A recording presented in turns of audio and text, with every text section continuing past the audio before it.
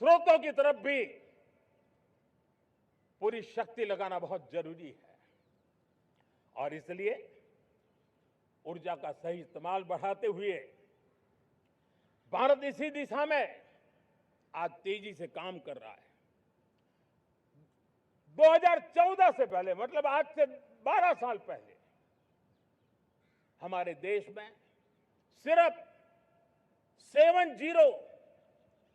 70 शहरों में पाइप से गैस की व्यवस्था थी, पाइप से गैस डिस्ट्रीब्यूशन होता था।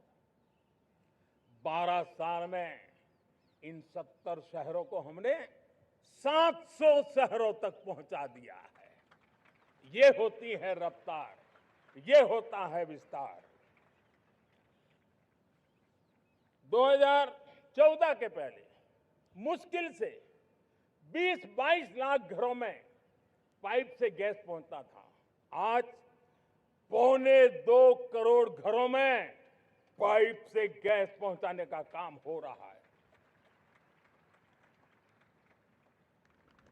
12 वर्ष पहले देश में सोलर एनर्जी की कैपेसिटी सिर्फ 2 गीगावाट थी। 2 गीगावाट, आज 160 गीगावाट हमने प्राप्त किया है लक्ष्य।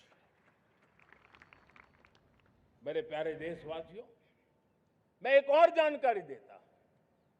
हमने इसका लाभ देश के मध्यम वर्ग को, सामान्य परिवार को मिले, इस तरफ भी उतना ही ध्यान केंद्रित किया। हमने पीएम सूर्यघर मुफ्त बिजली योजना चालू की और आज मुझे संतोष है कि इतने कम समय में 50 लाख घरों का सोलर एनर्जी का काम हम आंकड़ा पार कर चुके हैं। तेजी से चल रहा है और उसके कारण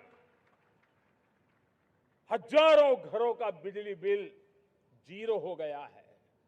हजारों घर अपनी बिजली का उपयोग करने से अतिरिक्त बिजली आज बेच करके कमाई कर रहे हैं। हर परिवार को हम इस काम के लिए 80,000 रुपया सरकार की तरफ से एक एक परिवार को मदद दी जा रही है, तब जाकर के हम इस काम को पूरा कर रहे हैं। मेरे प्यारे देशवासियों, आपको जानकर के हैरानी होगी, ये जो हमारी रेलवे है उसका इलेक्ट्रिफिकेशन का काम हमारे देश में 1925 में शुरू हुआ था। 1925 में इलेक्ट्रिफिकेशन का काम शुरू हुआ, लेकिन 90 साल में 1925 से लेकर के 90 साल में सिर्फ 30% रेल का इलेक्ट्रिफिकेशन हुआ था। यानी 90 साल में 30%। हमारी रफ्तार देखिए, लक्ष्य को पाने के लिए हमारी दौड़ देख लीजिए। हमने एक दशक के अंदर 100% काम पूरा कर दिया। 90 साल में 30%, 10 साल में 70%, ये होता है काम। और इसके कारण डीजल जो हमें बाहर से लाना पड़ता है उसकी बचत हुई, बिजली से हमारी ट्रेनें चली, पर्यावरण को फायदा होने लगा। मेरे प्यारे देशवासियों, हम यहां से नहीं रुके हैं, हम दुनिया के अंदर पीछे रहना नहीं चाहते। पिछले दिनों आपने खबर सुनी होगी, भारत ने ईंधन का नया क्षेत्र को भी छू लिया है। देश ने पहली हाइड्रोजन से चलने वाली ट्रेन शुरू कर दी है और मुझे खुशी है, ये सबसे लंबी ट्रेन है और सबसे ताकतवर ट्रेन है और दुनिया में हाइड्रोजन ट्रेन के क्षेत्र में भी भारत ने अपना झंडा गाड़ दिया है। प्यारे देशवासियों, पिछले 10-12 साल हम लगातार 2047 के लक्ष्य को पाने के लिए दौड़ रहे हैं, एक के बाद एक सोपान सिद्ध कर रहे हैं। हमने सोचा भी नहीं था कि हमें इसमें भी कुछ मुसीबतों का झेलना पड़ेगा। पिछले 10-12 वर्ष में कितने संकटों का सामना करना पड़ा। कोरोना जैसी वैश्विक महामारी ने पूरी दुनिया को चिंता में डाल दिया था। सारी व्यवस्थाएं चरमरा गई थी।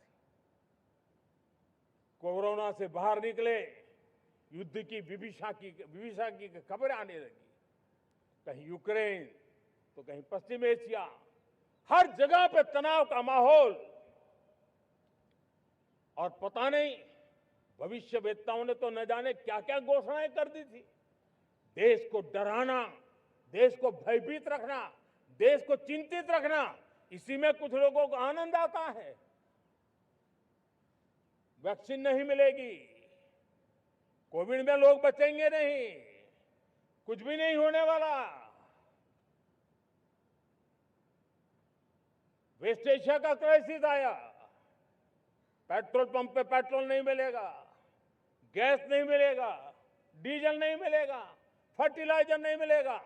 सारी दुनिया भर की अफवाहें फैला करके भारत के लोगों को भयभीत करने का, डराने का, चिंता के अंदर डुबो देने का कुछ लोगों को आनंद आ रहा था। लेकिन देश ने देख लिया कि पिछले 10-12 साल की सुविचारित योजनाएं रंग ला रही है और हम इतने बड़े संकट के बावजूद भी नागरिक देवो भव के मंत्र को लेकर के जीते हुए भारत ने जो तैयारियां की थी, एक के बाद एक कदम उठाया था। सोचा नहीं था कि संकट आएगा, लेकिन उस संकट के समय में ये सारी चीजें काम आ गई और आज देश में गैस भी है, पेट्रोल भी है, यूरिया भी है। हम अपनी ताकत के ऊपर खड़े हो रहे, चल रहे। मेरे प्यारे देशवासियों, दुनिया के इन संकटों का प्रभाव हर किसी पर हुआ, हम भी अछूते नहीं। यूरिया के दाम दुनिया में 3,000 रुपया पहुंच गए एक बोरी का। आज भी हम मेरे देश के किसानों को वो बोझ सहने के लिए मजबूर नहीं कर रहे। सरकार अपने कंधों पर वो बोझ उठा रहा है और दुनिया से जो 3,000 रुपया में यूरिया का बोरा हमें मिलता है, वो हमारे किसानों को हम सिर्फ 300 रुपये में दे पाते हैं। इतना ही नहीं,